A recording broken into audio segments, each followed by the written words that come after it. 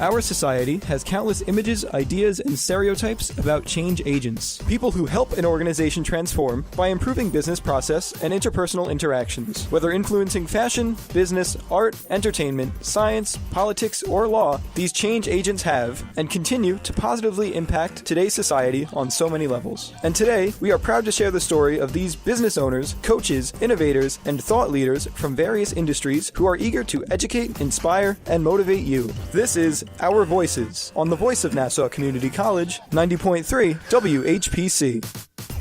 Welcome to Our Voices, powered by the Nassau Community College Foundation. My name is Natasha Nurse. I'm the owner and co-founder of Dressing Roommate, co-host of Woke and Free, and the lifestyle editor of Plus Model Magazine. And this show is focused on highlighting the amazing work of powerful change agents who have a great message to share with the world. And today, I'm really excited to be speaking with Robert Vitelli, the Chief Operating Officer at the LGBT Network. So who is Robert? He manages the organization's programs and fundraising. The LGBT Network is a 501c3 nonprofit organization that is a home and a voice for the LGBT community, their families, and support systems in Long Island and Queens. Its 4 community centers are in Woodbury, Bayshore, Sag Harbor, and Long Island City, where they help LGBT people to be themselves, stay healthy, and change the world. And for 25 years, the LGBT Network has been pioneering advocacy and social change to create safe spaces where LGBT people live, learn, work, play, and pray. And so without further ado, Robert, how are you? Natasha, I'm great. Thanks so much for having me on the show. I really appreciate it. Absolutely. So let's just get right into it. First and foremost, how did you become an advocate for the LGBT community? I became an advocate soon after I came out. Coming out for me, like so many hundreds of thousands of other people, it is never really easy. And I really began to understand what I wanted to do, which was really dedicate myself to making it easier for other people to come out. So really for the last 30 years, this is something that I wanted to do and have been working towards because there are so many challenges for LGBT people. So it's really been an honor and a privilege in my life to be able to have a career dedicated to LGBT advocacy. And what would you say are the biggest challenges currently that the community is really dealing with right now? I think discrimination continues to be a challenge for LGBT people. A lot of people, sometimes don't realize that. It's not as prevalent as it used to be, but it still exists. For LGBT young people, bullying in schools is a huge challenge and something that we work a lot with. But also in terms of LGBT people accessing services in the community, there's a lot of discrimination. There's a lot of stigma. So trying to make sure that there are more safe spaces in the community is a huge need. Okay. And would you say that the challenges that the community is facing, is it tied to politics, religion, archaic belief systems? Like what? Because, for me, I'm a heterosexual, woman. But for me, I've always been a big supporter of people who've told me that they're gay and making sure that they feel comfortable being their most authentic selves. And I've never understood really why people challenge the community and try to make people feel less than what they are when they're just being themselves. What do you think, given the work that you've done over these years, why people refuse to let people live, essentially? Well, Natasha, first of all, thanks for being such a great, incredible ally. Thank you. Because it's really thanks to people like you that really help people who are LGBT to come out and feel affirmed and feel empowered and feel safe. Yeah. It's one of the big challenges. People don't come out because they're not safe. And I think in our political climate today, people are feeling more unsafe or less safe than they had been. And I think really all of the things that you listed, religion in particular, continue to make it challenging to come out, be out, and for someone to be who they are. I mean, it's one of the reasons why our organization focuses on creating safe spaces where LGBT people live, learn, work, play, and pray. And you said that in your amazing introduction of the organization. And it's still incredibly prevalent. And why that work is so important, because people go around in their everyday lives scared still. And a lot of people feel like, well, we have marriage equality, so, we're done. Everything's great. Even people in the LGBT community feel that way. So, we have a lot of responsibility on our part to be able to, one, make sure that everyone, including people in the LGBT community, understand that there's still so much work to be done, and then being able to do that work.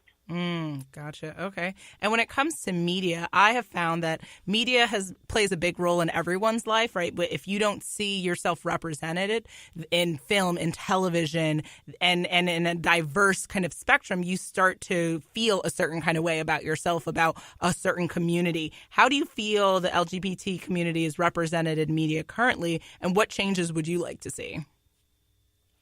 I think that we've come a long way with LGBT representation in the media. And I think in particular, in primetime television, there's a lot of LGBT representation. And I think that it's evolved to be more reflective of the different types of LGBT people that are out there, and focusing much less on, very traditional stereotypes. And there are some shows that, poke fun at a lot of the stereotypes and have fun with them. But, on the other hand, that can also be a really big barrier for people when they don't see themselves, like you said. But I think more so in terms of seeing yourself, sometimes I think it's about hearing.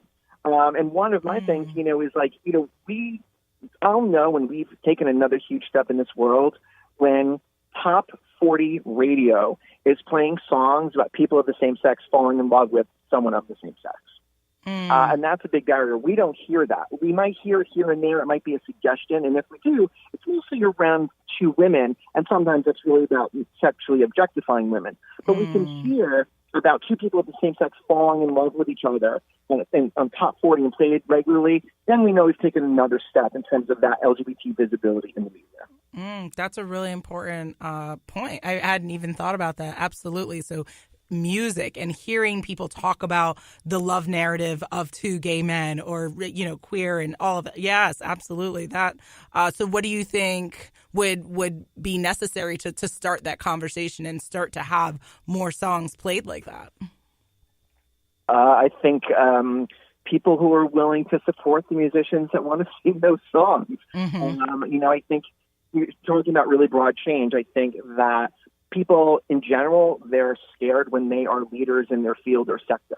They're scared to take that step. They're scared because they think that their business will fail financially instead of being able to take a little bit of a risk. And that's a challenge. And part of our work is putting it out there so that people understand, like, this is important and people want to hear this and people will respect the fact that you're being inclusive. And that's one of the things that we work towards, is being inclusive and creating an affirming space, because a lot of people talk about tolerating. A lot of people even talk about accepting LGBT people. And even acceptance is a form of homophobia because it infers that there is something to accept, as opposed to supporting and affirming and nurturing. So I think it's a broader, global education and information initiative to get people to understand that we need to go beyond where we're at now, and understanding that where we're at now isn't good enough. And I think we worked so hard for marriage equality that it's, I think, a sigh of relief that so many people feel.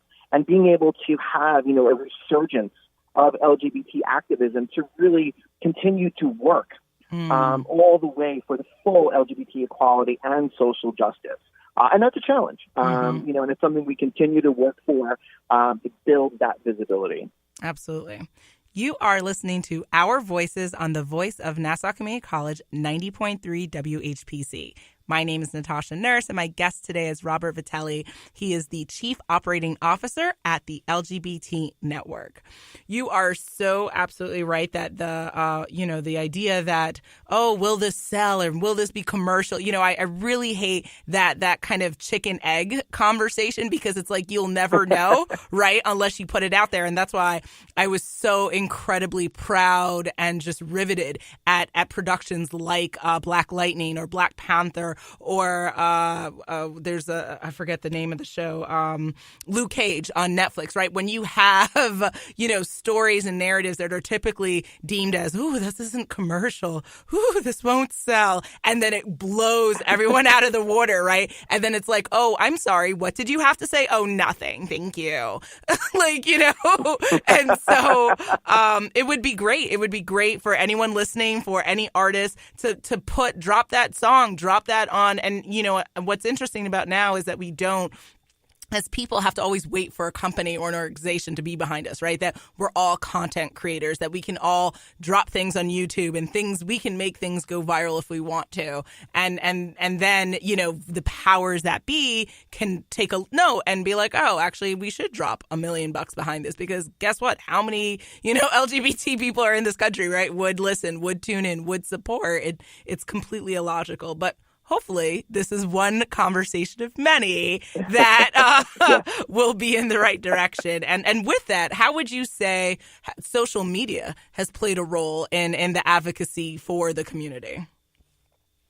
I think social media has been a big help. I think on an individual level, I think, you know, it's helped connect people. It's helped to build community, which is so important in the LGBT community, especially, you know, here on Long Island, we're a suburban community, so it's a little bit easier to connect as opposed to, you know, in, you know, much more rural areas where it's difficult. But sometimes even in urban areas, you know, people, that fear of being able to come out and meet people, you know, immobilizes people. So I think being able to see and feel and experience community and connect with people through social media is incredible. I also think social media has been critical in as an organizing tool. You know, the LGBT community has really been able, I think, to benefit from, you know, incredible, lightning fast, multinational organizing, you know, to come together to rally around different issues in an instant. And I think the LGBT community has helped to redefine what community organizing can be, along with other movements. I mean, it's not exclusively LGBT community, but I think the LGBT community was, quote unquote, on the rise in its advocacy in the early 2000s when, you know, everyone was getting acclimated to really being online in general. And then, you know, it's the social media birth, I'll call it. So it's been an incredible tool. And I think it's helped, and I think it continues to help to educate people and engage them and keep them up to date on all these things that are happening with us and to us. What are your thoughts on the idea of, you know, when someone is on their journey of trying to come out? Do you feel like what would you have wanted to know or hear or have access to have made like your own journey easier, as well as for anyone else listening and currently struggling with that? You know, what's that first step that I make to kind of affirm who I am? I think understanding that everyone has a different journey. I think being able to understand even some other people's journeys. You know, I'm 43. I, you know, was too scared to come out in high school. I was semi-closeted through most of college. So you're talking about the mid-1990s. I always joke with people, you know, when I was in college, we didn't even have the internet. You know, we didn't have that tool, right? Yeah. Because that's how old I am. So, you know, so being able to have understood other people's journeys and understand that there was no singular journey or path. And that's something that I think is important for, you know, any LGBT person working on coming out for the first time or the early stages of coming out, is that, you know, trust your own path and journey. Everyone's journey is different, and that's okay, and that's good, because it you know, it can and should be unique. Because everyone has different challenges. Everyone has a different fear, and everyone has a different support network too. So being able to really focus on the supports, that I wish I'd focused more on the supports that I had versus the deficits or the fears that I had. And being able to, you know, like the rest of the world, I'm sure, for anything in their life, having the chance to go into the future and look back and be able to say, oh my gosh, I should have just come out so much earlier. You know, for a variety of reasons. So I think, you know, being able to focus on the positive as a way to come out and feel good about it instead of just focusing on being scared all the time. And it immobilizes people. But that's why the LGBT Network is here. We're here to help people figure those things out, and we're just a phone call or a click or email away. I love it.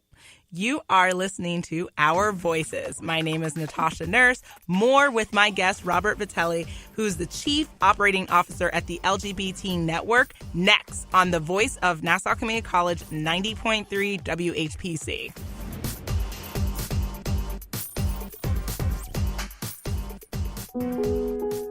As humans, we ask ourselves all kinds of questions. But what if we were forced to ask ourselves a question every day that affects